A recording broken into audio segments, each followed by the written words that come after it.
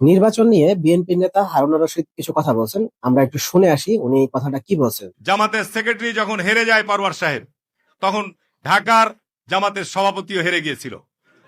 সেটা নির্বাচনের ফলাফলকে বিলম্বিত করা হয়েছে। জামাত এনসিপির প্রধান নাহিদ ইসলাম হেরে গিয়েছিল, সেটিকে গণমাধ্যমে পত্রিকায় আমরা দেখেছি। সেইখানে সামান্য ভোটে তাকেও বিজয়ী করা হয়েছে। অর্থাৎ এরকম একটা আশঙ্কা ছিল যে যদি আজকে জামাত ইসলাম এই সমস্ত সিট হেরে যায় তাহলে পার্লামেন্টে যাওয়া না যাওয়া অনিশ্চিত হয়ে যাবে। সুতরাং এই সব ক্ষেত্রে সরকার একটা মেটিকুলাস ডিজাইন করেছে যে পার্লামেন্টকে কিভাবে বিরোধী দলকে নেওয়া যায়। চাঁপাইনবাবগঞ্জের ইতিহাসে প্রথম পয়েন্ট উনি দেখাইছেন যে মেডিকুলাস ডিজাইন কে করছে? সরকার। পরে কি করলো? নাহিদ ইসলামকে এবং জামাত সেক্রেটারি জিতাই দিছে। কিভাবে? ভোট গণনা বিলম্ব করে। তো ভোট গণনা বিলম্ব তারেক রহমান আসনে হয়েছে, ঢাকা 15 হয়েছে, ঢাকার কোন আসনটা হয় না। ঢাকা কেন, সারা বাংলাদেশের ম্যাক্সিমাম জায়গায় হয়েছে। সব থেকে বেশি হয়েছে যেসব আসনে বিএনপি লোকজন পরাজয় বরণ করতেছিল ওই জায়গায়। তাহলে আপনি কি এটা বুঝাইলেন যে মেডিকুলাস ডিজাইন করা মানে হচ্ছে ভোট বিলম্ব করা? তার মানে পুরো বিএনপি মেডিকুলাস ডিজাইনের উপরে নির্ভর করে হয়েছে। আপনি বলছেন সরকার মেডিকুলাস ডিজাইন করছে, হু ইজ গভর্নমেন্ট? ইউনুসকে বুঝাইলেন? তা আপনারা তো আজীবন গলা শুকাইলেন ইউনুস হলে গিয়ে জামায়াতের সরকার, ইউনুস এনসিপি সরকার। যদি ইউনুস তাই হইতো তাহলে ইউনুস তো রিল্যাক্স জামায়াত এনসিপি ক্ষমতা বসায় দিয়ে চলে যেতেন।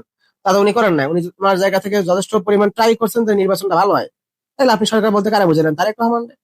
তাইলে কি আপনি ওই যে হাসিনার আমলের মতো ডামি নির্বাচন একটা জিনিস বুঝাই দিলেন যে ডামি নির্বাচন হয়েছে? তারেক রহমানের লোকজন ছিল, সে তার মতো করে মেডিকুলার ডিজাইন করে দিল। চাঁপাইনবাবগঞ্জের ইতিহাসে এটা রেকর্ড, নজিরবিহীন। এই জেলাকে এখন বাইরে পরিচয় হচ্ছে এটা রাজাকারদের জেলা। এটা অত্যন্ত দুর্ভাগ্যজনক। আজকে চাঁপাইনবাবগঞ্জের 3টি সিট আজকে জামাত ইসলামের প্রার্থীরা বিপুল ভোটে বিজয় অর্জন করেছে। নবাবগঞ্জ, শিবগঞ্জে জামাত ইসলামের কিছু ভোট ব্যাংক আছে, এটা সত্য। কিন্তু আপনার নাচল, ভোলাহাট, গমস্তাপুরে সেখানে জামাত অনেক ভোটে 3 নাম্বার থাকে। সেখানে দেখা গেছে যে সেইখানেও জামাত ইসলামকে বিজয় করা হয়েছে। এখন জানি সেকেন্ড পয়েন্ট উনি বলছেন যে জামাতের তো ভোট ব্যাংক কোথেকে আসছে, মানে এত ভোটার জামাতের কোথেকে? মানে নাইলে তো এরা মেডিকুলাস নইলে তো ভোট তো পায় না। 2018 সালে মির্জা আব্বাস কিন্তু মেননের এগেনস্টে ভোট পাইছিল মাত্র 38,000। রাশেদ খান তার থেকে হচ্ছে 1,01,000 ভোট বেশি পাইছে। তো মির্জা আব্বাস একজন প্রবীণ নেতা, উনি জনপ্রিয়তা এত কম, উনি কি এত কম ভোট পায়? লাস্ট 3টা ইলেকশনে হচ্ছে সব দামি নির্বাচন হয়েছে, তো ওইগুলোর ফলাফল দিয়ে আপনি কারো ভোট ব্যাংক কাউন্ট করতে পারেন না।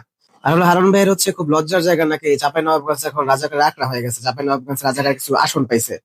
মানে এই যে যা রাজাকার জামায়াত জামায়াত গুপ্ত, এই ন্যারেটিভ আর কত? কিছু ক্রিয়েটিভ করেন ভাই, কিছু ক্রিয়েটিভ বলেন। পোলাপাইন না ন্যারেটিভ আর খায় না, পোলাপাইনের কাছে এগুলো ভালো লাগে না। মানে একটা দলটা আপনি জাস্ট রাজাকার রাজাকার ট্যাগ দিতে স্যাপ তুলে ফলাইবেন, কতক্ষণ মাসে ভালো লাগবে?